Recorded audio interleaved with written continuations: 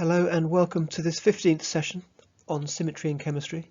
At the end of the last session I set a problem on ammonia, and we can quickly review that here. So you can see we've got the molecule there with the axes set up so that the z-axis is the principal axis, and we've got the x-axis lying along the position of H1. You've got the character table in there as well, and so you're directed here to make a representation for the three hydrogen atoms under the operations of the group, the C3V point group, and then we've got to take that representation, reduce it to irreps. And you're given the irreps for the nitrogen orbitals, how the s orbital and the pz in this symmetry are fully symmetric A1, and the px and py are degenerate as the e irrep. So ultimately you're going to have to construct three symmetry adapted linear combinations for the three h orbitals, and using this to construct the MO diagram for ammonia. Right, so on the screen now you can see another couple of rows there in the character table, representation for the three H atoms. So three H atoms, three-dimensional, returning 3 for the identity, leaving all three orbitals unmoved. Then the C3 rotation moves all the orbitals around each other's positions, none of them remain unchanged, so that returns a character of 0. Then the sigma v mirror plane passes through one of the H atoms, so that stays put, giving a character of 1, while the other two switch place. And incidentally, I've done the same thing, just out of interest really, for the x, y and z. In fact, this is going to link up to the p orbitals, which sort of transform as the x, y and z Cartesian axes. So again, the three axes return 3 for the identity. The C3 rotation actually rotates the axes into each other's position. None of them stay put, so they return a character of 0. And actually the mirror plane is an interesting one. See, if we select the mirror plane that's in the xz plane, that's the most easy one to work with. So the x and the z axes stay put, so each of them return a character of 1, so that gives you +2, but the y gets flipped into -y, giving a character of -1. So the +2 and the -1 give an overall character of 1. But the question then is, what happens when you rotate that plane anti-clockwise around z by 120 degrees? There are a couple of things you can do here. I mean, the kind of long way of doing it is you could just work it all out in the sense that the z-axis will still return 1 because it doesn't move. The y-axis now will be 30 degrees off the mirror plane, and you use cos 2 theta, where theta is the angle between the two. So the cos of 60 degrees, that'll give you a half.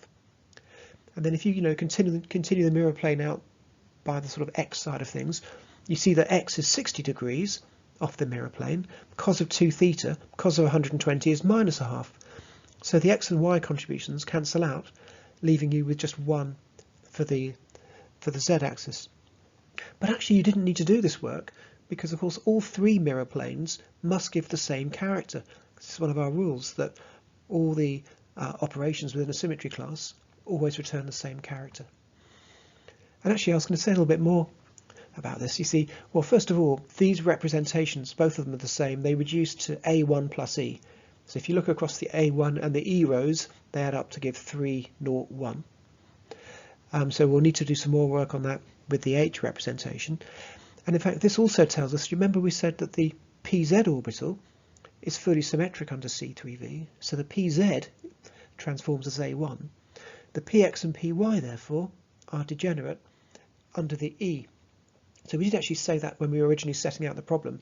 And so here, just going into that in a bit more detail, just making this point here that you can just simply work it out by using this cos 2 theta rule, looking at all the mirror planes. But actually, we can just, as I say, select the most convenient mirror plane. This would be the one going sort of slicing through the px orbital, and then just assume that the other mirror planes are equivalent. Right.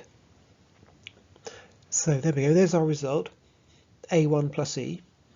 And so what we're going to do now, I mean, I haven't even written the SALC for A1. I mean, that's kind of obvious really. It's fully symmetric, so it's just going to be phi1 plus phi2 plus phi3.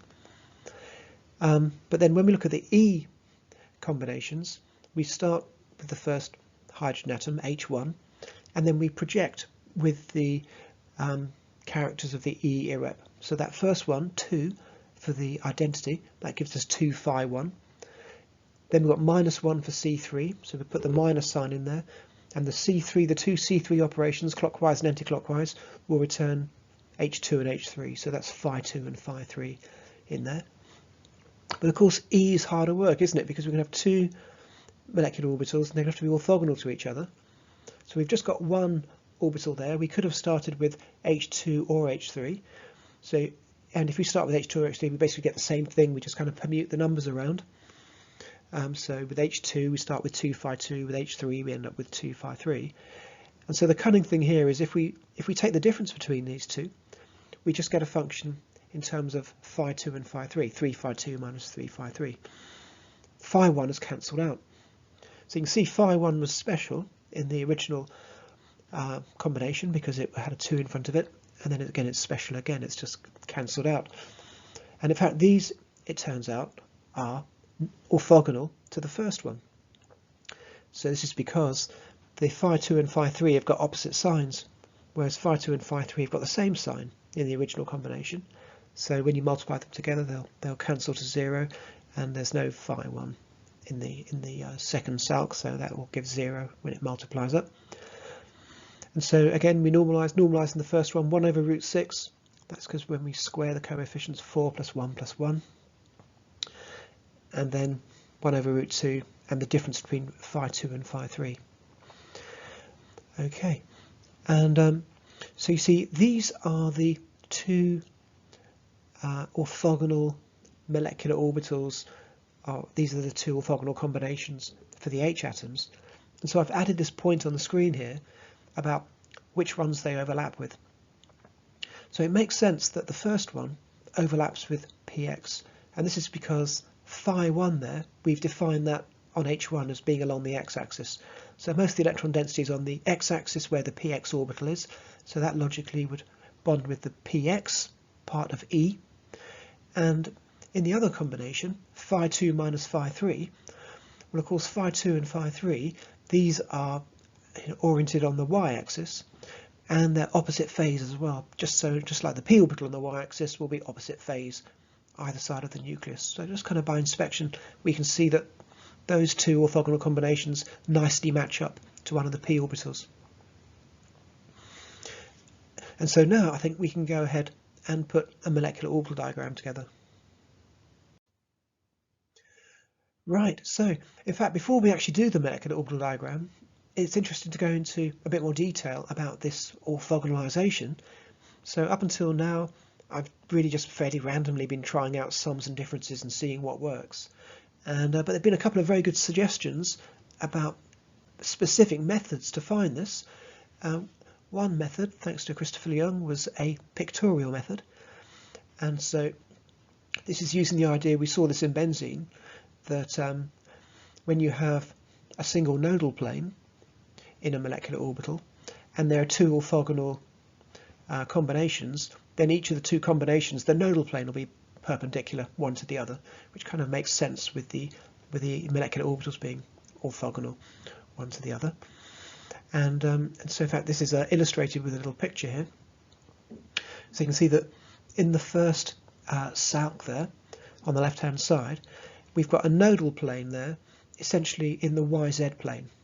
So to the right of it, in the positive x direction, you've got the positive phase, and to the left of it you've got negative phase. And so in that plane, that's where the wave function will be equal to zero as it moves between positive and negative. And so what he's done is he said, well, logically then, in the other molecular orbital, the nodal plane should be perpendicular to this, and perpendicular to that is along the x-axis, so we're in the xz plane. And so then this leaves the hydrogen atoms H2 and H3 of opposite phase, because they've got a nodal plane between them, sort of going through 0 in the nodal plane. And of course it also means that hydrogen atom 1 has got 0 amplitude because it lies in the nodal plane. And then we got a second method here, so thanks to some communication with Paul Apostolides, we can take a vectorial approach, and so we can kind of picture a combination as being a bit like a vector, and if we do this, the orthogonal combination will be an orthogonal vector. So that first E SALC there, this is effectively a vector pointing down the x-axis. And so what we need to do in our other linear combination is to make a vector pointing along the y-axis. And in fact, this picture that I'm just about to show you here kind of makes this clear. So you can see on this picture here, we've got a vector pointing to the right. So this, if you like, reflects our SALC, our original SALC, where we start off with H1. Then the other two green arrows there are when we start with H2 and H3. And so those vectors are pointing at 120 degrees as we've rotated the mirror plane 120 degrees. And so what we can see here is that if we're going to make a resultant which is perpendicular to the first vector pointing to the right, then you can see with these two vectors, the two ones sort of pointing towards the left, both of them have got the same x component. So you can see there, using the trigonometry, the x component there is minus r over 2, where r is the length of the vector. And so because they've got the same x component, if we take the difference between them, the x components will vanish. The y components there are plus r root 3 over 2 and minus r root 3 over 2 by trigonometry. So by subtracting one from the other, we just end up with a, if you like, a big positive r root 3 up the y-axis. So again, that leaves us with a vector which is orthogonal to the one that we started with. So there you go, two quite neat methods there for generating an orthogonal combination rather than just sort of potluck trying out sums and differences. Now onto the ammonia molecular orbital diagram. So again, quite a busy looking diagram here. And so you can see on the left hand side we've got the atomic orbitals on nitrogen, 2s at the bottom and then 2p above that. And you can see these are also labelled with the energies. So minus 25.6 electron volts, the energy with reference to the ionisation limit of the 2s, and then the 3p orbitals on nitrogen there. So they're drawn separate in energy, but that's just for convenience really. I think they're all intended to be minus 15.5 electron volts, because after all, in an isolated nitrogen atom, the 3p orbitals are degenerate. But we're showing them separately because we're showing the symmetry labels under C3v. And then if we look on the right hand side, we've got the representations of these linear combinations of H atoms. So you can see lower down there we've got the A1 representation, and so that's just called S1 plus S2 plus S3. So these are the three s orbitals on the hydrogen atom, all summed up, all positive, all same phase, all the same shading.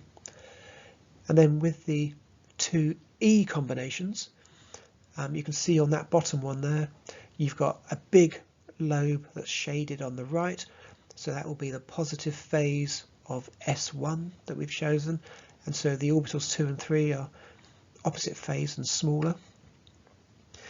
And then above that we've got the orthogonal combination.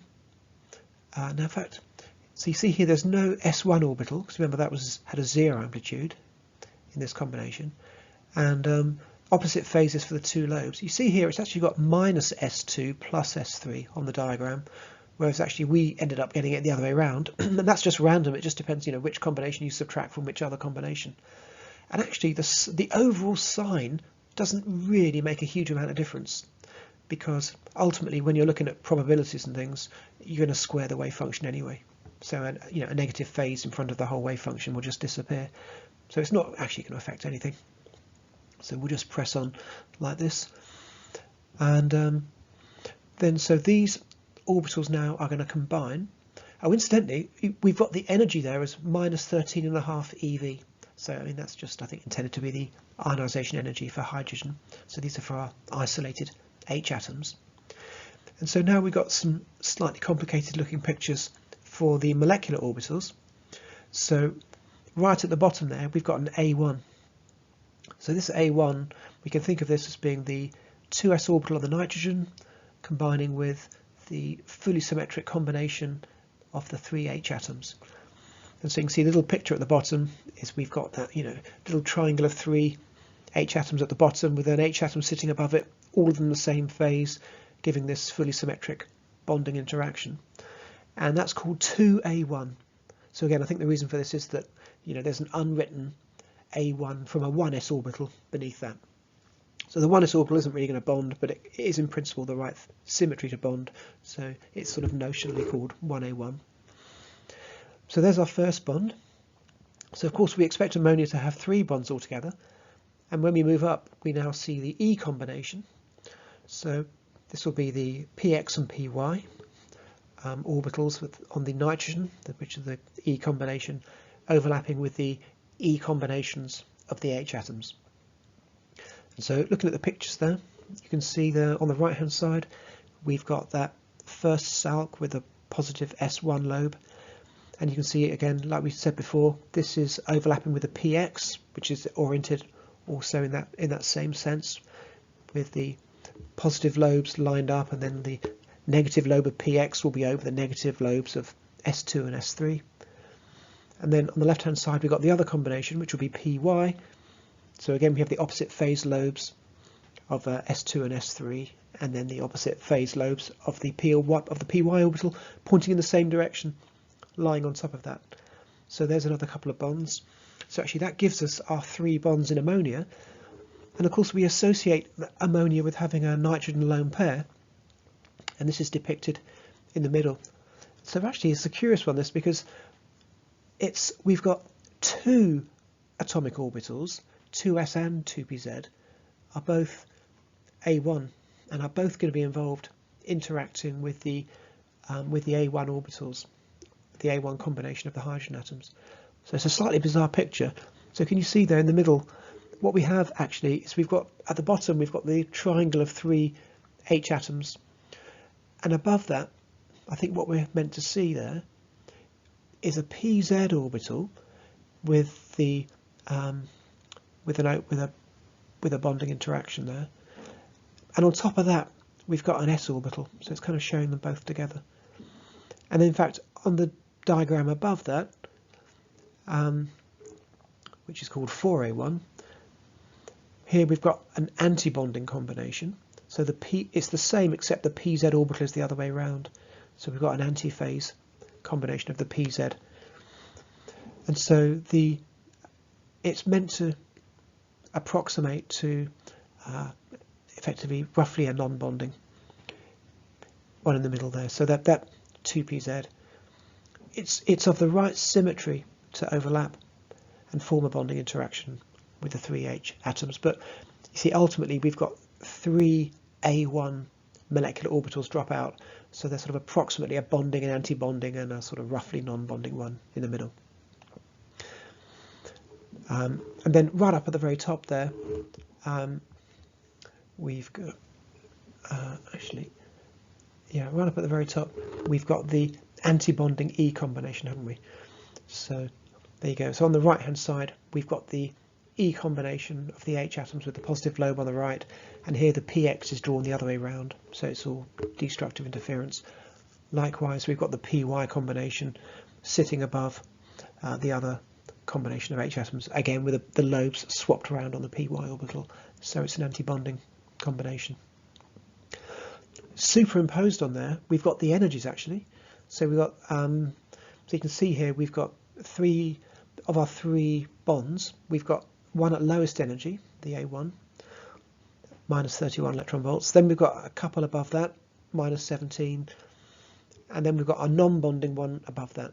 So there's no actual energy written on there. I suspect it's very similar energy to the 2pz, which is minus 15.5 electron volts. So as I say, hopefully the size and shading of all of those orbitals, especially on the H atom combinations, should make sense given all the SALCs, just bearing in mind the different sign there for one of the E combinations. And so this next point here is the thing about the non-bonding approximately electrons from the 2pz there. And another point to make here is that when we look at the bonding orbitals at the bottom, those 3 bonds at the bottom, they are closer in energy to the nitrogen atom orbitals than they are to the H atom orbitals. And the significance of this is it means that as it were, the electron density on those orbitals is more similar to the nitrogen atom electron density, which effectively says that the bond is polarized towards nitrogen. So this really is consistent with this being a polar bond where the delta minus is on the nitrogen and the delta plus is on the hydrogen. And then just a little bit of point here about some experimental evidence, is that when we do photoelectron spectroscopy, so we actually lift electrons out of the molecule altogether and ionize them, and so by measuring the energy that excites the electron and subtracting from that the energy of the electron which is ionized, we can work out the energy of the electrons in the orbitals. And so we do see from photoelectron spectroscopy that we do have this these two distinct energy levels of the bonding electrons in addition to the non-bonding electrons. And of course these are all given as negative energies because they're all with reference to the ionization limit. We see a similar thing with atomic spectroscopy. Right, I thought I'd make a few comments here about comparing with methane. So we did see this before with methane. We looked briefly at the MO diagram and the photoelectron spectrum and the symmetry adapted linear combinations. We didn't go into nearly as much detail back then, but we can link this to what we know now. So again, on the right hand side, we've got the MO picture. We've got these energy gaps going up to the vacuum, which is the ionization limit, showing two different energy levels of the bonding electrons in methane. So we can see here that the S and P subshells on the carbon atom have got different symmetry in the tetrahedral environment, A1 and T2. And we also see that the 4H atoms in methane, when we do a representation of those, that also reduces to A1 plus T2. So they can all form bonding orbitals. All our electrons are in bonds. Then on the bottom left there, we see the evidence for the 22 and the 14 electron volts. So these are these two peaks in the photoelectron spectrum. And then we see the symmetry adapted linear combinations above that. So you can see then that the A1 combination of s orbitals, this is when they're all in the same phase. So you can see the little kind of tetrahedral wireframe drawn around them with an s orbital in the middle. So we've got this fully symmetric s combination. Then it's slightly more difficult to see with the T1s, but you can see that the way a tetrahedron works is that if you take two adjacent atoms of the tetrahedron, then the midpoint of those two atoms is actually lying on a Cartesian axis.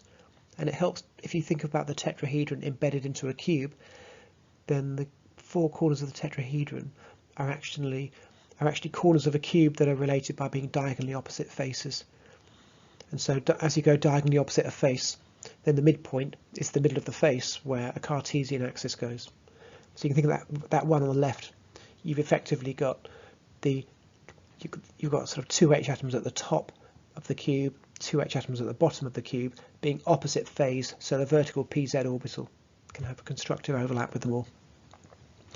And then what we see in the other two diagrams are the other combinations, the PX and the PY, where again we take two adjacent H atoms where the midpoint is going to be one of the Cartesian axes and we put it in a PX or a PY orbital. And just a couple of quick further points. In all these molecules we've met so far, we actually don't have any overall angular momentum. And this is because all the electrons are paired up in orbitals. So effectively all the different angular momenta cancel to zero. So that's both spins cancelling to zero and the orbital angular momentum cancelling to zero. And then just re-emphasising this point about the photoelectron spectrum, showing that the 4 bonds in methane and indeed the 3 bonds in ammonia are not all equivalent to each other. And so again, this somewhat attacks the hybridization picture. So the sp3 wave function, we are kind of assuming that the bonds are all equivalent. And the thing I take issue with the sp3 wave function is it mixes different irreps. So the S and the P's are mixed together, and these are different irreps in spherical symmetry. And so this is not something we're really allowed to do when we make eigenfunctions. And so, I mean, one thing we'll see later on when we look in detail about how these orbitals interact is that orbitals of the same symmetry, that's to say the same irrep, they get mixed up when you do these energy calculations. And so we can very readily take linear combinations of orbitals which belong to the same irrep, but we don't see the same mixing when they've got different irreps. And again, by symmetry arguments, as and ultimately an integral will therefore come to zero. And this is why it's not really, I think, reasonable to think physically about these hybridized orbitals. although of course in practice most of the time it is a kind of time-saving convenience for us. And so just to finish, I thought I'd leave you with a little problem to think about for next time, and this is thinking about octahedral and tetrahedral complexes. So these complexes are much more complicated and harder work, I think, than ones we've met so far, but we have actually done a lot of the groundwork already. So on the right hand side there you can see the character tables for these two different symmetries, tetrahedral and octahedral, and so we've already worked out actually symmetry adapted linear combinations for atoms in these positions. So we saw that the 6 atoms in an octahedral position, a representation for those 6 reduces to A1G plus EG plus T1U, so that's a 1 degenerate, 2 degenerate, 3 degenerate, adding up to 6. And we did this for a tetrahedron as well, with the 4 atoms in tetrahedral positions, A1 plus T2, like we just saw with the methane, 1 degenerate, a 3 degenerate, adding to a 4 degenerate. You notice that there's no G or U label on the tetrahedral, and this is because there's no centre of symmetry in a tetrahedron. We've also worked out what the irreps are for the orbitals on the metals, and so we found that in an octahedral environment the s orbital is fully symmetric A1G, the p orbital of the Cartesian axes is T1U, it's an odd parity orbital there, and then the d orbitals, back to even parity, split into 2 symmetries EG and T2G, whereas we saw in the tetrahedral environment A1 fully symmetric s orbital, T2 now for the p orbitals, E and T2 for the d orbitals. So I think given all this information which we've amassed up until now and the character tables, it should be possible hopefully to propose molecular orbital diagrams for octahedral and tetrahedral complexes, and we'll see certain crucial similarities between them and differences between them, which will be quite interesting to talk about. And then ultimately this whole idea of using a molecular orbital approach does give us some kind of insights or thoughts that we wouldn't have had simply taking the more kind of simple A-level approach that we've done until now. So there you are, something for you to think about. Good luck with that.